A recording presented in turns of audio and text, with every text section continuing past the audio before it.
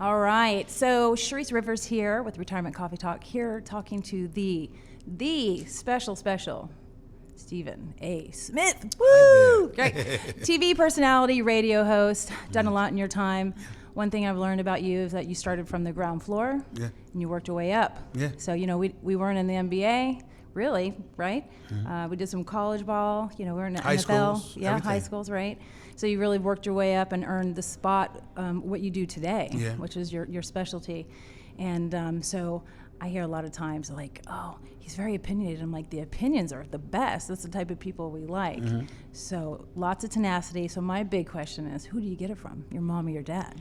I get it from me, believe Do it or you? not. My mother, both of my parents were from the West Indies, and my mother was from St. Thomas. My father was from Antigua before he was raised in St. Thomas. And my mother would see me on TV, and she'd like, I don't like it. I did not raise you that way. I don't understand why you have to talk that way. She used to talk about it all the time because my mother was the kind of person that was demonstrative in the home. Outside that door, she was as private as they came. She didn't have an opinion about anybody, had nothing to say, very much kept to herself. My father was a bit more extroverted, no doubt, and I get whatever extroverted elements to my personality I got from him. My knowledge of sports, definitely. My passion for sports, definitely from him. But my opinions was basically, it bred from growing up as a part of the television generation, watching too many people on the tube that I felt were not believable. And you can't tell me you're objective in your opinions. You might be objective in pursuit of the information and the truth, but once you have it, you can't tell me you don't have any opinions about it. And for people to be on the air and not expressing their thoughts and pontificating about whatever it was that they were covering or feeling, I just found hard to believe. And so for me, I was very, very big on making sure that people saw me and knew I meant what I said. I said what I meant, and I went about it that way. And I knew that I had the qualifications to be that way because I didn't just come out of the womb giving my opinion. As a journalist, I did numerous internships. I worked as a high school writer. I became a college writer. I became a pro writer. Then I became an NBA columnist before I became a general sports columnist. And that was before I went into radio and then television. So the only thing I didn't do in this business is write a book, which I'm presently in the process of doing in terms of writing my memoir. Everything else, from magazines to newspapers to radio and television and the digital stratosphere, I've worked in all of those industries. Everybody, there's so many people that can say, he's just an opinion, he's running his mouth. And I always say, look at the resume. And I would put my resume in this business up against anybody. Yeah. Well, in terms of just paying my dues. Right. No, and it's great, and I think that's why people love you so much, honestly. So that talks to me kind of at home a little bit, because I always tell my kids, mean what you say what you mean, and do it, right? Yeah. And so I have a 7-year-old and 12-year-old. I know you have, 11-year-old and 13-year-old? 13 and 12. How are you coaching them up, just to kind of... Well, it's nightmarish. They run daddy, and they know it. It's hard when two beautiful little girls run the show and they know it. It's like, and they have to establish their level of importance. So if you have an interview or you have a job or you have a meeting or whatever, that's when they call you. They don't wait till you finish. You said, okay, daddy's gonna be busy for the next hour or two.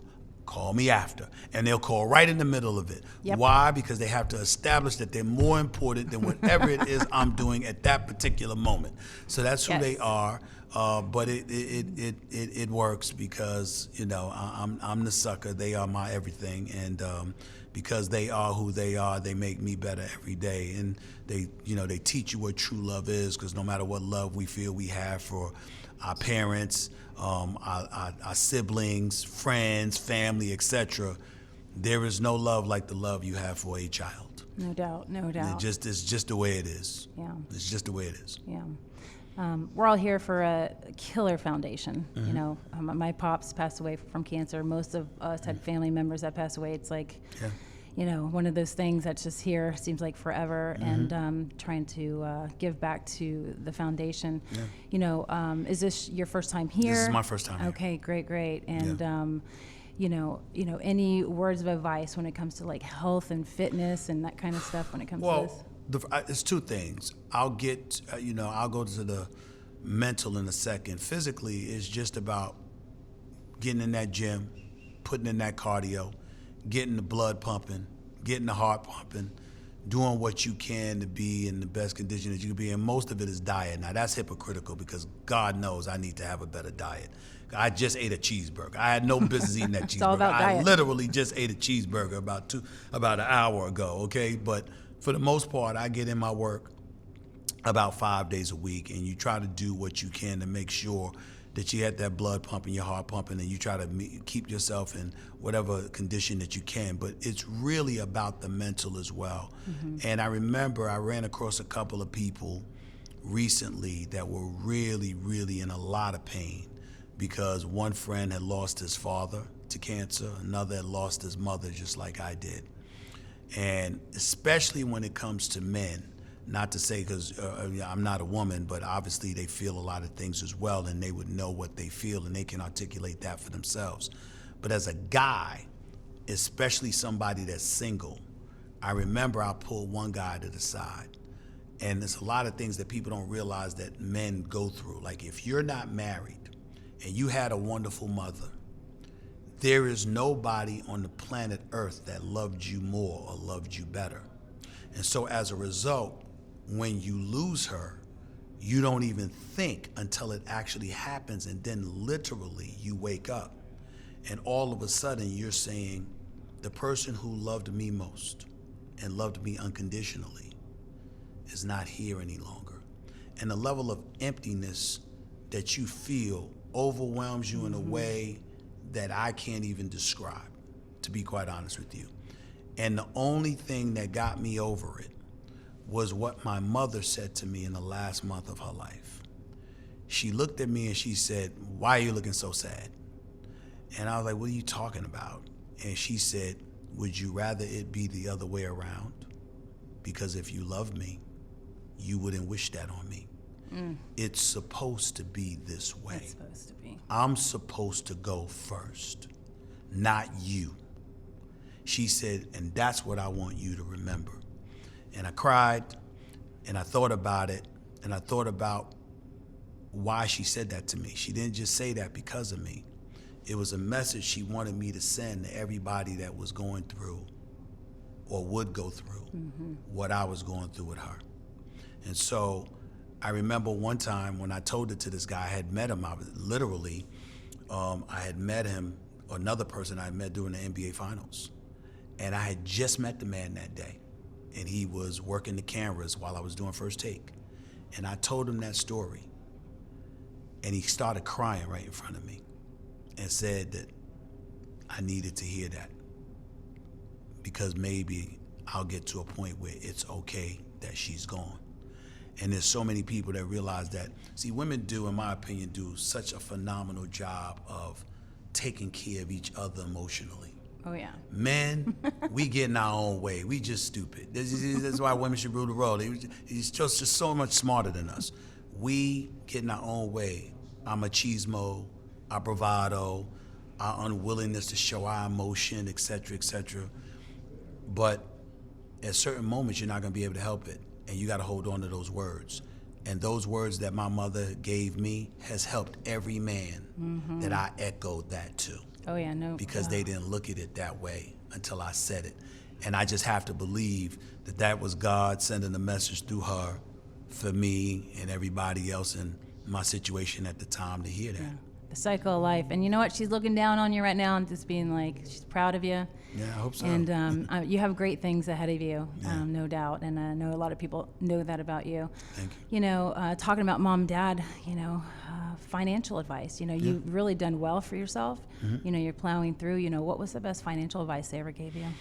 Save, save, save, and invest. That way, when the ride ends, because it always does, you will not be bitter. And you listened. That is advice that I received from a gentleman by the name of Sonny Hill, who now is 85 years old. He's a basketball historian, synonymous with the city of Philadelphia, who the Pump brothers know, along with anybody who knows anything about basketball. He was friends with the late, great Wilt Chamberlain, Hal Greer, and various others. Elgin Baylor, the list goes on, some of the great basketball dignitaries the world has ever seen. And he's been around, obviously, for quite some time. But he would tell me that over and over and over again. Because when we're in the working world, the first thing we do is we have our vision and our dreams. The biggest mistake we make is when we feel somebody owes it to us to capitulate to our wishes and desires and give us what we want, forgetting that your employer has desires too. And their desires come first because you got your hand out for their money. So it would be wise for you to deliver for them what they need before you think about you. It's not to say you don't think about you. You want to get something out of it. You know, my mantra, my philosophy, I wake up every day, my number one mission is to make my boss's money. My number two mission is to get some of it. That's my philosophy. But it's not just a philosophy because of dollars and cents. It's a philosophy that I know is fail-proof. What boss on the planet Earth is going to have a problem with you prioritizing them and saying you want them to be successful? There is no boss that's going to have a problem with you. Correct. Suddenly that opens the gate because they're going to be willing to listen to whatever suggestions you have because they know you're trying to create a winning proposition for them. Therefore, they're not going to also be offended by you because even though you want some of it, you've made it clear you prioritize their success just as much, if not more, than your own. And as a result, now you, instead of having an employer-employee relationship, you have a partnership because your agendas are aligned. Exactly. And as a result, you've captured a champion along the way in all likelihood because that individual now supports you because they know how much you support them and the mission and the agenda that they have before you. So when you have that kind of approach, it goes a long way. And then when you take it to another stratosphere with finances, it's like, okay, accumulate the money, but save more than you invest. Why? Because you never know when a rainy day is going to come. You want to make sure that you have some kind of cushion because of the unpredictable, but not so much so that you think you could take your money to the grave with you and you don't do something for yourself to make you enjoy the fruits of your labor. It's incredibly important that you do that as well. You don't splurge irresponsibly and be excessive because anything in excess is not good. But if you're moderate with it and you do something for yourself that you normally couldn't do, reminding you of the ladder that you've climbed and the steps that you have taken towards success, then all of a sudden you'll want more of it. You'll be more inspired to achieve. And in the process, you'll end up saving just even more so because, again, whatever you get, you're remembering to save as well. It's all intertwined and meshed in with one another if you have the right mentality. And that's what I try to do.